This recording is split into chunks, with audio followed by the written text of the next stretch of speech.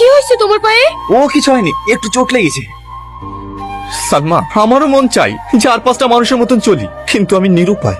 আমার বস আমাকে কখনোই এই নরক থেকে বের হতে দেবে না। কেন বের হতে পারবে না? ও কি তোমার মাথা কিনে রেখেছে নাকি? জোর কথা মতোই চলতে হবে? অনেকটা তাই। ওসব বাদ দাও তো, যাও আমার জন্য 1 কাপ চা করে নিয়ে এসো। কি হলো, বসে থাকলে যে? যাও। কি হলো, আবার কোথায় যাচ্ছ? আমি একটু আসছি, চা? এসে খাবো। মায়া, হ্যাঁ মায়া, কি রে হঠাৎ এই সময়? আজকের খবর দেখেছি? না দেখিনি তো, কেন কি হয়েছে? আরে আজকে সকালবেলায় মল থেকে পালানোর সময় সিসিটিভি ক্যামেরায় তো ফেস দেখা গিয়েছে। পুলিশ তোকে তন্ন তন্ন করে খুঁজছে। তুই একটা কাজ কর, তুই যে কোনো জায়গায় পালিয়ে যা। আমিও তাই চাই। চল না টনি, আমরা দূরে কোথাও গিয়ে নতুন করে জীবন শুরু করি।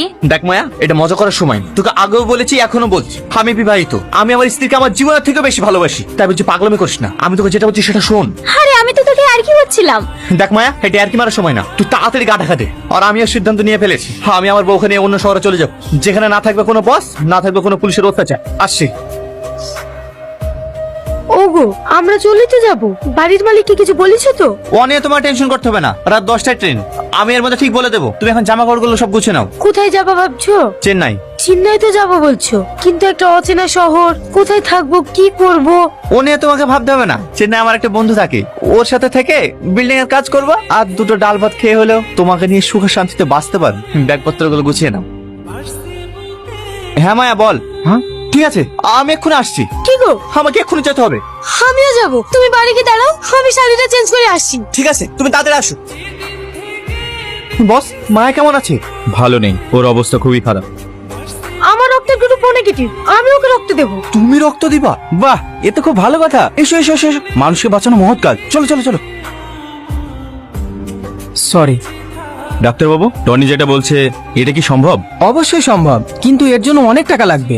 যত টাকা লাগবে আমি দেবো, আপনি সার্জারি করার ব্যবস্থা করুন। আরে সালা, এ তো একদম ম্যাজিক রে। টনি, মায়াকে তো একদম তোর বউয়ের মতো লাগছে। মানে? 1 সেকেন্ড দাঁড়ান। সিস্টার,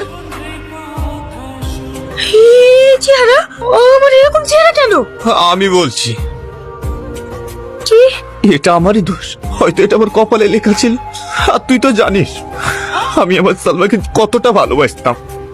তাই ওর শীত তোর মধ্যে বাঁচিয়ে রাখার জন্য আমি এই সার্জারিটা করতে বলেছি। টনি, আমি তোর বউ চেহারা নিয়ে নয়, তোর বউ হয়ে বাঁচতে চাই। তোর বউ যেভাবে তোকে আগলে রাখতো, আমিও তোকে ঠিক সেইভাবেই আগলে রাখবো। না, এটা কোনোভাবেই সম্ভব না। আমি আমার সালমানের সঙ্গে কাউকে বসাতে পারবো না। তাহলে কেন ওর চেহারা আমার মধ্যে দিলি? ডাক্তার বাবু, আমি আগে যেমন ছিলাম আমাকে তেমন করে দিন। আমি চাই না অন্য কারো রূপ নিয়ে বেঁচে থাকতে। দেখ টনি, মায়া কিন্তু কথাটা ঠিক